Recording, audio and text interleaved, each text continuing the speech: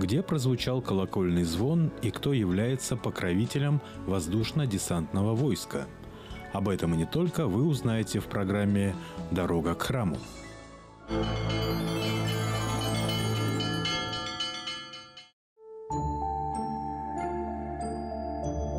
На берегу реки Белая уютно устроился город Бирск, который по праву считается одним из старейших городов нашей республики и имеет большое культурное наследие. А храм Архангела Михаила без преувеличения можно назвать сердцем Бирска, поскольку построен он на месте, с которого и начинался город. Михаило-Архангельский храм был основан еще в XVI веке, за 110 лет до официального основания города Бирска. На месте сейчас находится каменный храм, раньше располагался городок Челядь по фамилии одного из бояринов. Также есть второе название было городка, как Архангельский. Впоследствии, после восстания башкир, когда храм был сожжен, то здесь уже на месте уже официального появления города Бирска был снова построен также деревянный Михаило-Архангельский храм. Сам храм несколько раз перестраивался. Да, и последний деревянный храм, который был так настоящим, был построен уже только в конце XVIII века, также после Пугачевского восстания, который был сожжен, и уже на иждивение генерала Языкова был снова отстроен. Но в середине XIX века, когда был построен Свято-Троицкий собор, епархиальное начальство решило, что храм необходимо разобрать и передать в село Ямашево Бирского уезда. Ревностные прихожане Михаило-Архангельского храма решили, что на месте разобранного храма необходимо построить также каменную церковь. И благодаря пожертвованиям купцов Серебряковых и Балаевых храм был воздвигнут уже в сегодняшнем, так сказать, современном варианте. Строился храм с 1842 по 1845 год на Галкиной горе. Храм был освящен в 1847 году. Храм действовал до 1936 года, и в годы революции, гражданской войны он оставался действующим, и только, повторюсь, в 1936 году был закрыт. И в 1945 году был снова открыт по решению советских властей по просьбе жителей города Бирска, в которых было собрано около 500 подписей. Михаило-Архангельский храм оставался единственным в северной части Башкирии, который не закрыли советские власти, с небольшим перерывом, пережившим все страшные события XX века, и являлся центром духовной жизни региона в период СССР. После закрытия храма, к сожалению, храм относится, так сказать, к учреждению НКВД.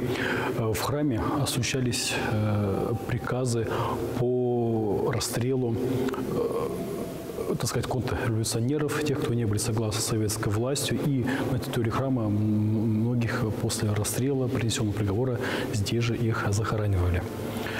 Об этом стало нам известно после уже реставрационных работ, когда проводились на территории храма. Было множество найдено останков погибших людей, и потом в память их у нас здесь на территории храма теперь находится так общая братская могила.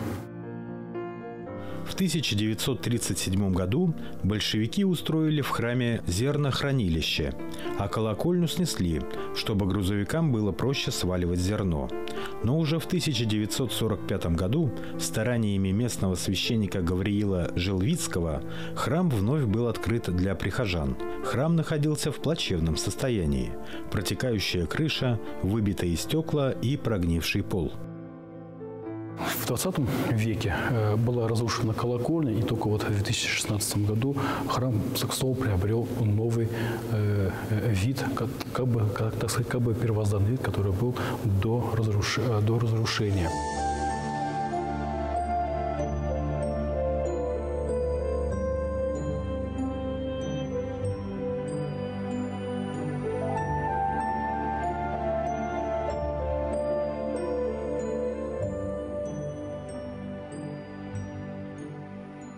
Сам храм, конечно, богат историей.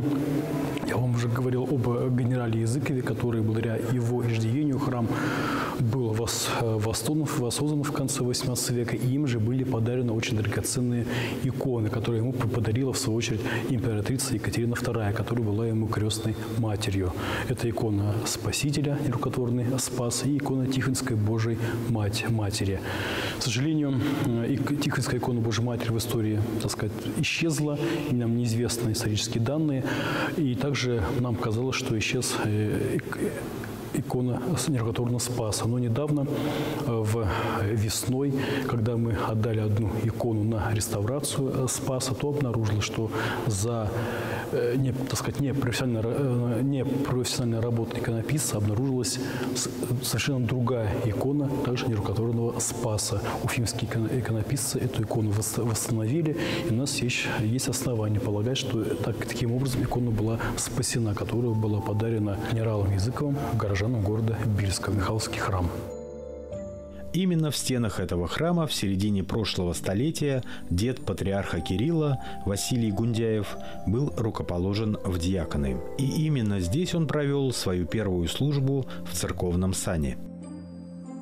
В июне 2015 года святейший патриарх Кирилл приезжал в город Бирск и впервые в истории башкортостанской митрополии провел в Михаило-Архангельском храме богослужение. Также в храме прозвучал молебен за здравие всех присутствующих и строителей, вдохнувших новую жизнь в Божий дом. Я с особым чувством вступил под свод этого храма. Знал о его существовании от своего деда. Это было первое место его служения после рукоположения в Уфе. А прибыл он сюда, в Башкирию, потому что не имел права не жить в других местах, в том числе и там, где жили его дети. И даже у себя на родине не имел права жить, потому что более 20 лет нес многие страдания. Будучи за веру православную не единожды заключенным в тюрьмы и отправлен в ссылку. И вот здесь, на этой земле, которая стала для него родным, осуществилась его многолетняя мечта. Он стал священнослужителем. И поэтому всегда с особой теплотой вспоминал Башкирию, ставшую для него родным домом. И первое место служения в сане диакона было здесь, в этом храме. Я сердечно благодарю вас за то, в каком состоянии сейчас этот храм. Всех тех, кто приложил к этому свою душу, разум, руки, материальные средства. И храм в замечательном состоянии, и все, что вокруг храма. И все это, конечно, свидетельствует в первую очередь о живой вере людей. Если бы храмы Божьи не нужны были народу, то никто бы их не строил, никто бы их не реставрировал.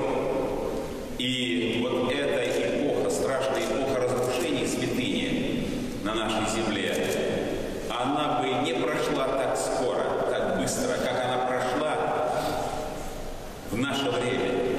Возрождение Отечества нашего, духовное возрождение, это есть явление, которому нет аналогов в истории. А это значит, что мы с вами свидетели совершенно особые эпохи. Мы живем с вами совершенно особое время. Время, когда буквально из небытия, из разрушения, из осквернения возродилась Церковь Русская Православная. И люди снова получили возможность молиться Богу.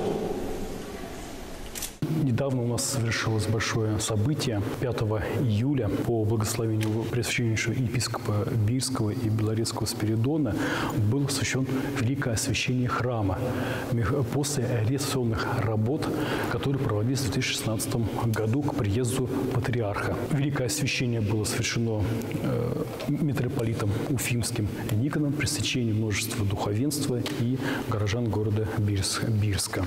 Теперь в этом храме мы уже так сказать, по традиции можем не только совершать богослужение, божественную литургию, но и при полном освящении храма правящий архиерей здесь уже имеет право рукополагать в священный сан лица, желающих принять стать священниками или диаконами. Сейчас в Михаило-Архангельском храме находится много святынь, к которым постоянно приезжают поклониться не только местные прихожане, но и паломники из разных уголков мира. В нашем храме находится несколько таких главных святынь. Это икона Божьей Матери Умиления или Плач Божьей Матери, которая сохранилась в советское время после разрушения храма близ села города Бирска, села Гребени. Так мы ее называем. Гребенская икона Божьей Матери. Она примерно где-то 17 века, эта икона.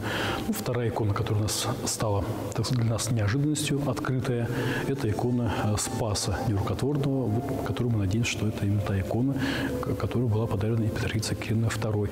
И третья святынь – это у нас хранится частица ризы Божьей Матери со святой горы Афон.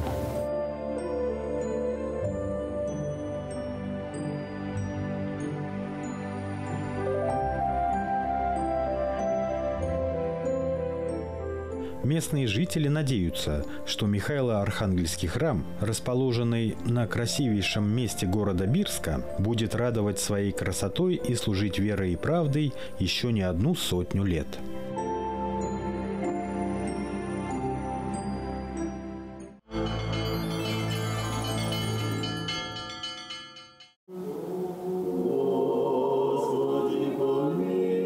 28 июля, в день памяти святого равноапостольного великого князя Владимира и церковно-государственного праздника Крещения Руси, во всех храмах республики прошли праздничные богослужения.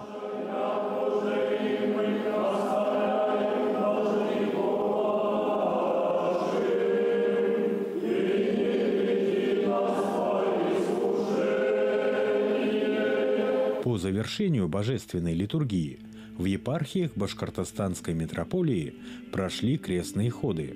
В Салаватской епархии ежегодный традиционный многокилометровый крестный ход с иконой равноапостольного князя Владимира возглавил епископ Салаватский и Кумертауский Николай.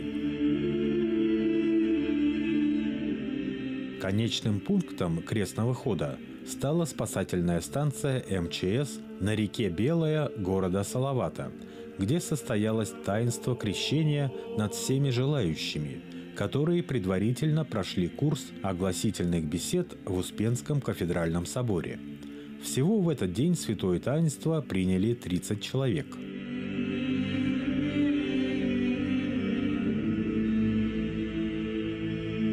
В Бирской епархии крестный ход от Свято-Троицкого кафедрального собора к реке Белая возглавил епископ Бирский и Белорецкий Спиридон. Таинство крещения – это баня паки бытия.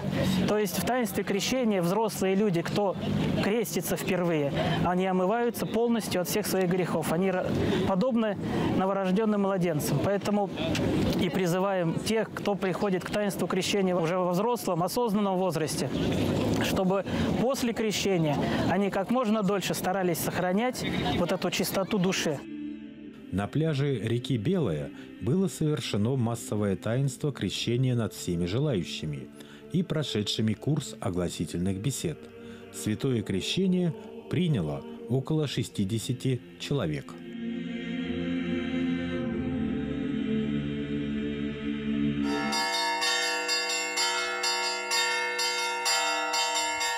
По благословению патриарха Московского и всея Руси Кирилла в полдень во всех храмах Русской Православной Церкви в рамках акции «Слава тебе, Божие» прозвучал колокольный звон. В течение последних 8 лет данная акция была включена в программу мероприятий, приуроченных к празднованию Дня Крещения Руси.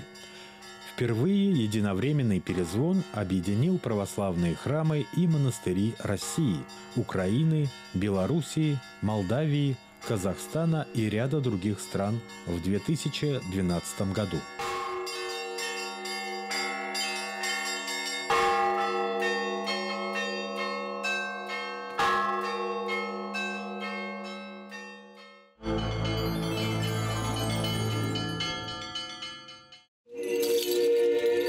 православном календаре 2 августа отмечается День памяти Ильи Пророка или Ильин день.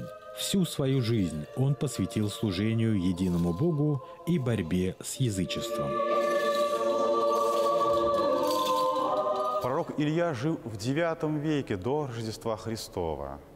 И его жизнь выпала на время правления злочестивого царя Ахава, который вроде бы и был царем израильским, но тем не менее отпал от почитания истинного Бога и предался поклонению идольскому богу Ваалу, богу солнца. И в связи с этим нечестие простирается на весь израильский род. Особо злочестием прославилась и его супруга. Сам царь Ахав был слаб характером, но его супруга подогревала вот эти его суеверия, и по всему Израильскому царству начинается падение нравов. Тогда Господь обращается к одному из своих отроков, к одному из мужей израильских, к Илие, который с детства проводил пустынническую, подвижническую жизнь, для того, чтобы он вышел с проповедью покаяния к царю Ахаву и ко всем людям.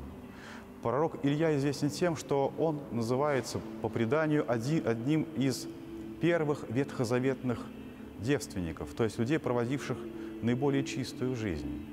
И действительно, Илья выходит с проповедью о покаянии, но его не слышат. И за это Господь посылает засуху.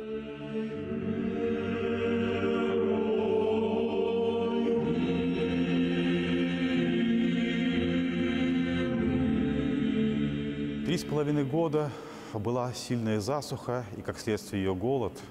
И царь Ахав обращается к своим жрецам для того, чтобы они, помолившись Ваалу, и спросили у него дождя. На что они слышат вновь призыв пророка Ильи о том, что только истинный Бог может избавить народ от голода, от засухи, от смертей, которые повсеместно уже начинаются. Пророк Илья предложил соорудить жертвенник для Ваала, на который действительно жрецы положили особую жертву тельца, обложили все костром, и чтобы они просили у своего идола, чтобы он не спасал огонь и принял эту жертву. Хоть они бились целый день безуспешно, и ничего у них не получилось. Тогда пророк Илья предлагает положить на его жертвенник жертву Богу, обливает его водой несколько раз и обращается к Господу о том, чтобы Господь принял его жертву. С небес действительно сходит огонь, принимает жертву Илии, и этим свидетельствует о том, что именно его молитва оказалась услышана истинным Богом. Но, как это часто бывает, жена царя Ахава, вместо того, чтобы раскаяться, вместо того, чтобы понять свою неправоту, она озлобляется и начинает гонение на пророка Илию. Пророк вынужден бежать. Он бежит и прячется в пустыне, предаваясь при этом сам унынию, говоря: «Господи, как же так? Эти люди и здесь не видят Твоего перста, и даже после такого чуда они не хотят обратиться к Тебе». И здесь мы слышим знаменитые слова, которые встречаем в Ветхом Завете. Господь обращается к Илие, утешая его. Он показывает ему сильнейший ветер, который раздирает горы, и говорит Илие: «Видишь этот ветер, но не в нем я». Господь показывает другое чудо, сильнейшее стихийное бедствие, и говорит: «Но не в нем я». И после этого Господь посылает Илье тихий прохладный ветерок.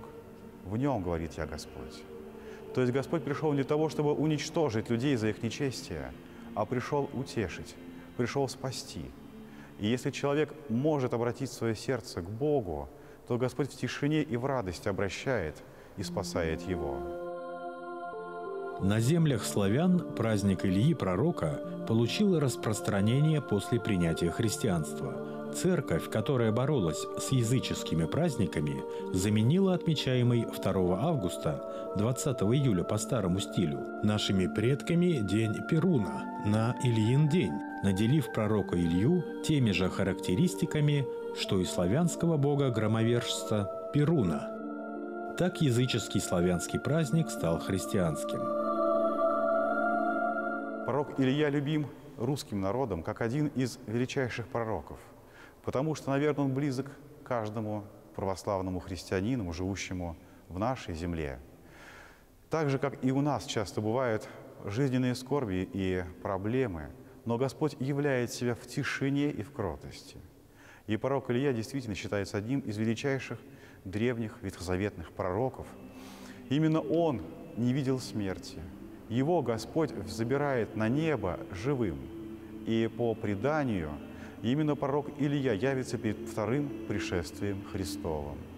Уже будучи в так называемой огненной колеснице, он бросает свою милость, то есть верхнюю одежду, своему ученику, который принимает от него благодать, который проповедует и рассказывает о подвигах своего учителя Илии. И сегодня мы помним о том, что этот великий пророк, грозный пророк, взят Богом на небо живым. Совершил Господь такое чудо для того, чтобы в его образе, в его виде когда-то пришел Иоанн Предтеча. И при втором пришествии Христовом он сам явится для того, чтобы спасти избранных и уберечь их от власти сатаны.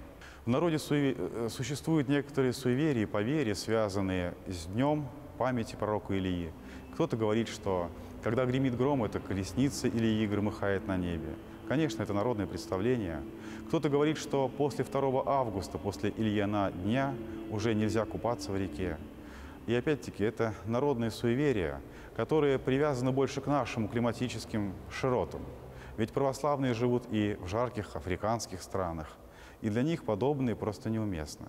У нас, к сожалению, часто это возводится чуть ли не в ранг греха, если кто-то полезет в воду после 2 августа. Мы должны отделять суеверия, какие-то народные традиции и приметы от подлинного служения Христу, где вот все прочее просто неуместно. Этого библейского персонажа считают повелителем грома, небесного огня, дождя, покровителем плодородия и урожая. 2 августа в народе называется Ильин день. Да? Кто люди не воцерковленные, обычно этот день называется День ВДВ. Ну вот. Поэтому иной раз и люди, кто служили в этих роде войск, они, в общем-то, отчасти считают его своим покровителем, да, потому что празднуется именно в один день. Почему такое именно почитание? Ну, трудно сказать, но значение преуменьшить пророка невозможно. Прежде всего, потому что были те времена далекие, очень тяжелые, когда люди стали отходить в язычество, и именно этот пророк остался в вере истинной, в вере правильной, и когда, в общем-то, было множество людей против него настроено, он, в общем-то, веру истинную отстоял. И Господь, конечно же, даровал его множество сил, и, в общем-то, и он действительно справлялся со своими врагами и утверждал истинное учение. И поэтому, наверное, за эту силу духа, которая у него была, помощь Божия, которая постоянно ему оказывалась, наверное, так вот люди его и любят за это. В этот день во всех храмах проходят праздничные богослужения.